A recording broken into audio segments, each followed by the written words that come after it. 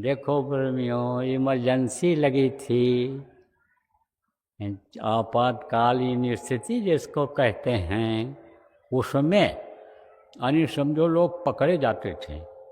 जो उस वक्त के वो थी बेवा प्रधानमंत्री, उसके खिलाफ आतताइयों के खिलाफ जो बोलते थे वो पकड़े जाते थे। अब वो जब पकड़ते थे झुंड का झुंड, यहीं पर गोंडा जिला में ही बहुत लोग पकड़े गए। यही गोंडा जिला है, जेल है।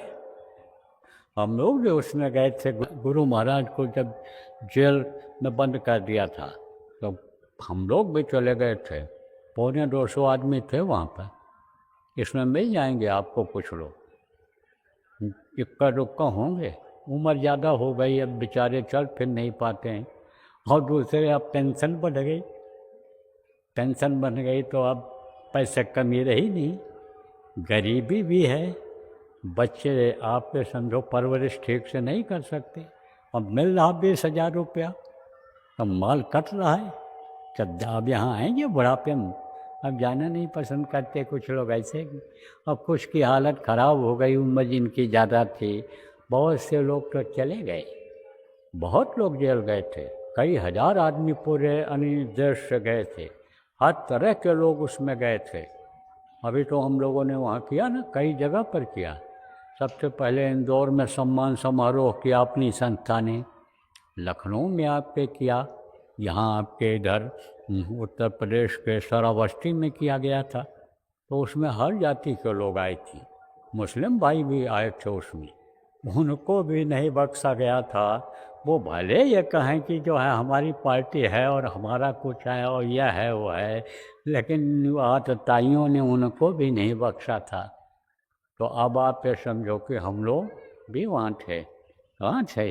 इमरजेंसी में, यहीं गोंडा में जेल में थे। तो अब वो अब आज विषय नहीं है उसका।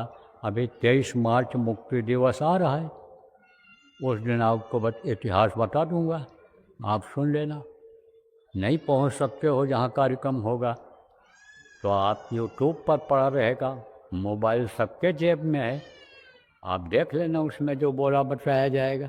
आज बताने का समय नहीं है। तो अब आप ये समझो प्रेमियों कि जब मार मारते थे ये लोग, क्योंकि भारी संख्या में यानी लोग जा रहे थे, जेल जा रहे थे। गुरु महाराज ने कहा था कि ससुराल समझ लो जेल को। जैसे कोई ससुराल जाता है हंसी खुशी में जाता है, ऐसे समझ लो भजन की वो अच्छी जगह रहेगी, वहाँ कोई टेंशन नहीं रहेगा।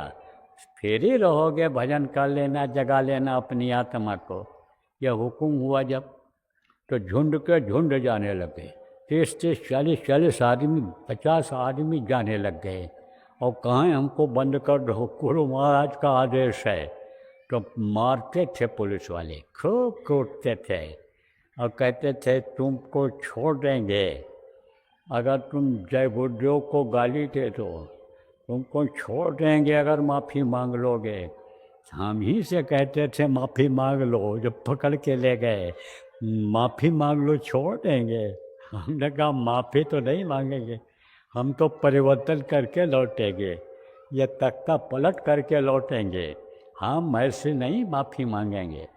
तो जो लोग कुछ कच्चे थे, गुरुभक्त नहीं थे, वो लोग माफ़ी मांग लेते थे और वो लिख कर दे देते थे।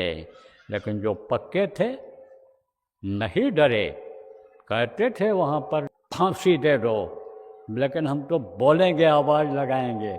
सुबह उठ करके बहुत तेज आवाज़ लगाते थे वो, क्षय हो क्षय हो क्षय हो, और बधिया बना दिया और कितनों को हजला बना दिया, क्या कर दिया, यही सब बोलते थे। तो अब वो कौन थे, उनका इतिहास बना। ये अभी क्या पता है आपको? ये इतिहासकार जब गुरु महाराज के बारे में सब पता लगाने लगेंगे, सब जब खोज करेंगे, इतिहास लिखेंगे, जब गुरु महाराज की लोकप्रियता बढ़ेगी, जब आप प्रचार प्रसार देश विदेश में करोगे प्रेमियों, जब गुरु महाराज के बारे में बताओगे, तो ये इतिहास का दौड़ पड़ेंगे और रिसर्च करेंगे। तब जैसे कृष्ण के साथ गोपी और ग्वालों का नाम आता है, जैसे राम के साथ समझो के पोल भील और बंदर भालुओं का नाम आता है, ऐसे जो लोग त्याग तपस्या किए हैं, जो मजबूती से गुरु के वचन पढ़ रहे हैं, जो गुरु भक्ति किए हैं, उनका भी नाम स्वर्ण अक्षरों में अंकित होगा, लिखा जाएगा इतिहास में।